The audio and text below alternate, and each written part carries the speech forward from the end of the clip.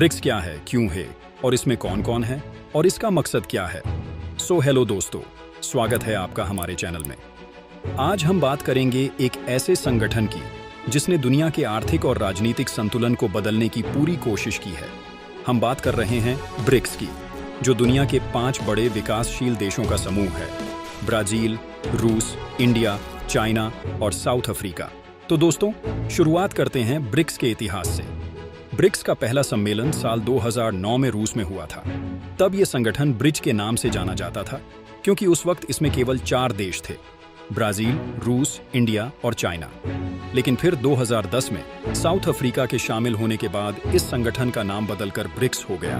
अब तक 15 बार ब्रिक्स सम्मेलन हो चुका है और हर बार इन सम्मेलनों में कई महत्वपूर्ण निर्णय लिए गए हैं। इस बार 2024 में रूस के कजान शहर में 16वां ब्रिक्स सम्मेलन हो रहा है। ये चौथी बार है जब रूस इस सम्मेलन की मेजबानी कर रहा है।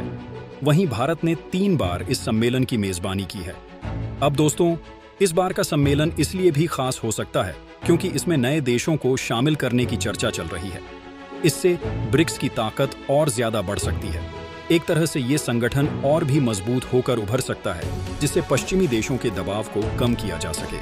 और इस बार के ब्रिक्स समिट में एक और बड़ी खबर ये है कि इस सम्मेलन में एक नए अंतर्राष्ट्रीय पेमेंट सिस्टम की घोषणा भी संभव है। ये पेमेंट सिस्टम इसलिए भी लाया जा रहा है ताकि दुनिया में डॉलर्स की निर्भरता को कम किया जा सके।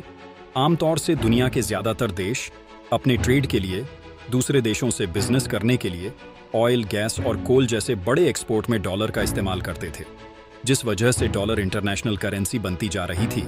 इसी को देखते हुए ब्रिक्स देश एक वैकल्पिक पेमेंट सिस्टम पर काम कर रहे हैं। ये बहुत ही महत्वपूर्ण कदम हो सकता है क्योंकि इससे वैश्विक अर्थव्यवस्था में एक नया संतुलन बन सकता है। अब बात करें भारत की, तो भारत ब्रिक्स के माध्यम से अपनी वैश्विक स्थिति को और मजबूत करने की कोशिश कर रहा है। प्रधानमंत्री मोदी ने कई बार इस मंच पर भारत के विचार रखे हैं और इस संगठन के महत्व को भी रेखांकित किया है।